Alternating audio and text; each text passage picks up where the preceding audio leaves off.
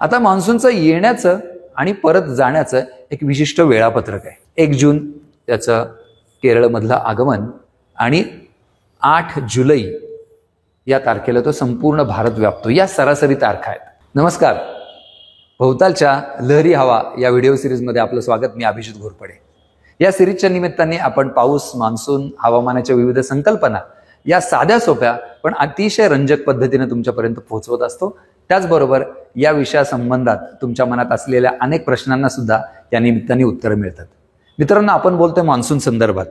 Monsoon, त्याच्या वेगवेगळ्या संकल्पना, वेगवेगळे पैलू.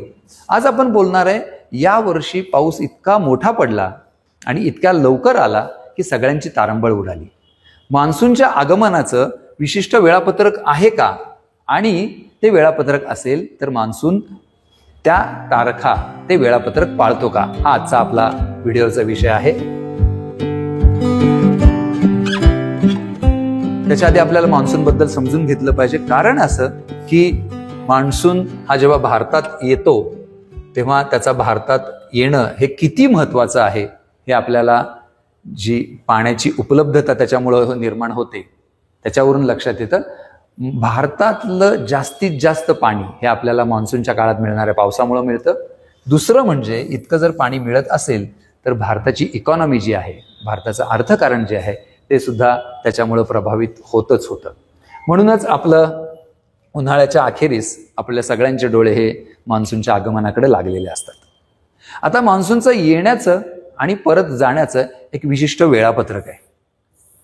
पण आजचा मुद्दा असा की हे वेळापत्रक मान्सून पाळतो का, तेच आपण या व्हिडिओमधून समजून घेणार आहोत. ते जर समजून घ्यायचं असेल तर आपल्याला सुरुवातीला मान्सूनचं वेळापत्रक काय आहे, तो कधी आपल्याकडे येतं हे समजून घ्यावं लागेल. त्या दृष्टीने 1 जून ही तारीख अतिशय महत्वाची आहे. कारण असं की या तारखेला मान्सून हा भारताच्या मुख्य भूमीत म्हणजेच केरळमध्ये पोहोचत असतो. खरं तर केरळला यायच्या आधी त्याचं आगमन अंदमान निकोबार बेटांवर झालेलंच असतं. 21 मे ही ती तारीख. पण तो जेव्हा मुख्य भूमीत येतो त्याच्यानंतर तो वेगवेगळे प्रदेश पार करून भारत संपूर्ण व्यापतो. म्हणून आपल्या दृष्टीने 1 जून ही महत्वाची तारीख. त्याच्या पलीकडं त्याचा गोव्यात प्रवेश जो होतो तो 5 जूनला. महाराष्ट्राच्या दृष्टीने का महत्वाचं, कारण गोव्यानंतर तो महाराष्ट्रात प्रवेश करणार असतो. म्हणून आपल्या दृष्टीने ही तारीख सुद्धा महत्वाची. आता जसा तो या प्रदेशांमध्ये येतो तसा भारताच्या वेगवेगळ्या भागात कधी जातो हे समजून घ्यायला पाहिजे. 1 जून त्याचं केरळमधलं आगमन आणि 8 जुलै या तारखेला तो संपूर्ण भारत व्यापतो. या सरासरी तारखा आहेत. 1.25 महिन्यांचा त्याचा काळ, 1.25 महिन्यांचा त्याचा प्रवास हा 1 जून पासून भारताच्या मुख्य भूमीत सुरू झालेला तो प्रवास करून 8 जुलै रोजी पोहोचतो राजस्थानच्या वाळवंटात आणि संपूर्ण भारत व्यापतो. हे जसं भारतासंदर्भातलं वेळापत्रक आहे तसंच जर आपण महाराष्ट्राचा विचार केला तर तो दक्षिणेकडून म्हणजे दक्षिण कोकण आणि दक्षिण महाराष्ट्र, कोल्हापूरपासून तो प्रवेश करतो महाराष्ट्रामध्ये आणि 8 जून ही त्याची तारीख. जवळजवळ 10 दिवसांमध्ये 8 ते 18 जून या काळात तो संपूर्ण महाराष्ट्र व्यापतो. खरं तर या तारखा पाहिल्या तर आपल्याला लक्षात येईल की त्याचा प्रवास कसा कसा होतो. जरा बघून घेऊयात. असा हा 10 दिवसांचा प्रवास केल्यानंतर जर आपण भारताच्या वेगवेगळ्या भागात जरी बघितलं तरी सुद्धा मग इंदूर, भोपाळ असेल, वाराणसी, लखनौ, झाशी, लेह, लडाख, अहमदाबाद हे सुद्धा आपण वेळापत्रक पाहिलं तर आपल्याला कुठल्या कुठल्या भागामध्ये तो कुठल्या कुठल्या तारखेला पोहोचतो हे लक्षात येईल. दिल्लीला त्याची पोहोचण्याची तारीख असते 27 जून आणि संपूर्ण भारत तो व्यापतो 8 जुलै या तारखेला. असा हा त्याचा प्रवास भारतभरातला होत असतो. त्याचा परतीचा प्रवास सुद्धा त्याच्या सुद्धा तारखा ठरलेल्या आहेत. सरासरी जर तारखा पाहिल्या तर 17 सप्टेंबरला त्याचा परतीचा प्रवास सुरू होतो. अर्थातच राजस्थानच्या वाळवंटामधून त्याचा प्रवास परतीचा सुरू होतो आणि तो भारतामधून बाहेर पडतो तो 15 ऑक्टोबर. साधारण 1 महिन्याभराचा हा परतीचा प्रवास. असं त्याचं वेळापत्रक आहे. हे सरासरी वेळापत्रक ठरलेलं आहे आणि त्याच्यानुसार तो जातो का आणि या वेळा पाळतो का हा आपला महत्वाचा विषय. खरं तर वेळापत्रक पाळतो का हे जर आपण बघितलं तर त्याच्या तारखा वेगवेगळ्या वर्षी तो कधी कधी कुठं कुठं आलेला आहे हे जर पाहिलं तर आपल्याला अंदाज येतो. त्याचं केरळमधलं आगमन हे महत्वाचं आहेच आहे. त्याची सरासरी तारीख काय आहे तर 1 जून. अनेक वर्षी तो 1 जूनला केरळमध्ये पोहोचलेला आहे. उदाहरणार्थ 1984 असेल, 87 असेल, 2000 असेल. याच्याशिवायही काही वर्ष आहेत की ज्या वर्षी तो बरोबर 1 जूनला केरळमध्ये पोहोचलाय. पण केरळला 1 जूनला पोहोचण्याची सरासरी तारीख असली तरी सुद्धा ती तारीख तो पाळतोच असं नाही. खूप लवकर सुद्धा पोहोचलेला आहे आणि खूप उशिरा सुद्धा पोहोचलेला आहे. भारताच्या हवामान विभागानं याच्याबद्दलच्या तारखा ज्या जाहीर केलेल्या आहेत त्याच्यामध्ये सर्वात लवकर त्याचं केरळमध्ये आगमन झालेलं आहे. हा जो डेटा आहे तो 1975 पासून पुढचा डेटा आहे. त्याच्यामध्ये 1990 साली 18 मे रोजी त्याचं केरळमध्ये आगमन झालं होतं. आणि उशिरात उशिरा कधी पोहोचलाय तर 1972 साली 19 जूनला. 1972 तुम्हाला जर आठवत असेल तर भारताच्या दृष्टीनं अतिशय भीषण असं दुष्काळी वर्ष. त्या वर्षी तो सर्वात उशिरा पोहोचलेला आहे.